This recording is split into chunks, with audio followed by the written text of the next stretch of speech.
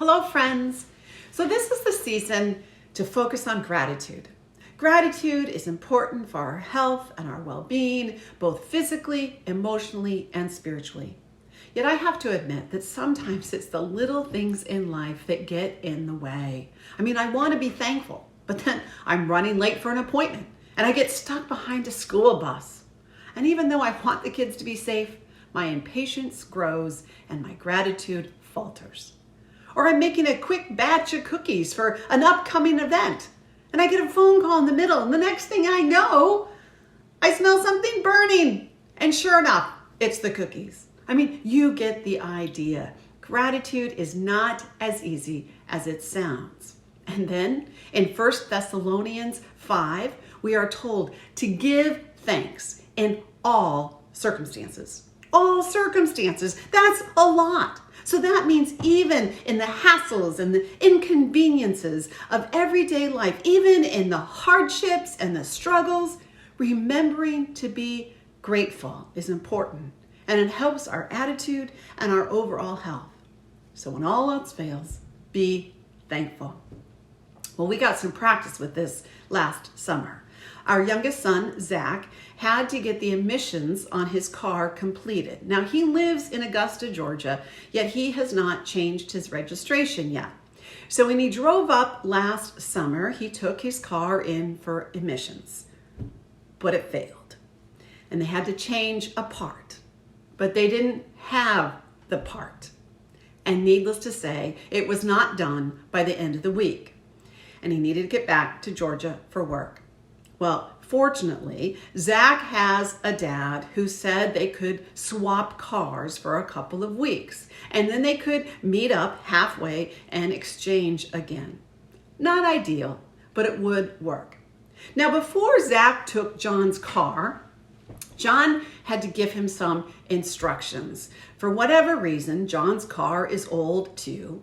John's car can burn through oil easily. It does okay for a month or two, and then all of a sudden, boom, it's on empty, especially when you drive long distances. John always carries some oil in the car, and he checks it regularly. So before Zach left, John showed Zach how to check the oil in the car and to add the oil in the car. Now, just so you know, Zach is not the kind of fix-it kid. Like Legos were a challenge for him. He could never do Legos. So putting oil in the car was a bit of a stretch for him. So about 3 weeks later, John was generous and said, he'd drive like 3/4 of the way down to Augusta, and Zach only had to drive about 150 miles north to meet him. Now, of course, both John and I were asking him, have you checked the oil in the car? And he kind of gave these vague answers. Well, they finally met up mid-morning. They had a nice breakfast together, and then they went out to the car. And John gets in his car, and immediately he could smell the oil. And he was concerned that something was burning. He gets out and he lifts up the hood. Well, Zach had put oil in the car that morning before he left. But what he failed to do was put the oil cap back on. So as he traveled, the oil had bubbled up and was all over the engine and the hood of the car. This could have been disastrous. It could have caught on fire. When you think about it, what kind of idiot takes off the oil cap, puts oil in the car, and then does not put the cap back on, and then drives 150 miles? Well, this is a judgment-free zone, and you don't want to call anyone an idiot.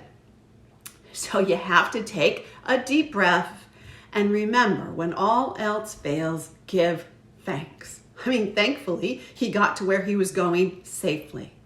Thankfully, his father was kind and gracious to him. Thankfully, the oil cap was still sitting there on the engine and had not fallen out along on the highway. Thankfully, this was not a total disaster. When all else fails, give thanks. And it does help a bit anyway. There's a wise saying that goes, no amount of regret changes the past, and no amount of anxiety changes the future, but any amount of gratitude changes the present. And that is the challenge. Even in the hassles and the inconveniences of everyday life, even in the hardships and the struggles, finding things to be grateful for helps our attitude and our mindset. It helps us to be open to what God wants us to learn. Practicing gratitude creates an upward spiral of well-being, and it strengthens our resilience and is one of the building blocks for the foundation of our future. This gratitude helps us to remember what is most important to us.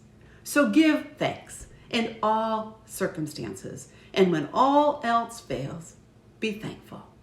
This is Reverend Melanie Enfield. Thanks for listening in. I invite you to subscribe to my YouTube channel and share it with others and those around you. Be well. Be thankful.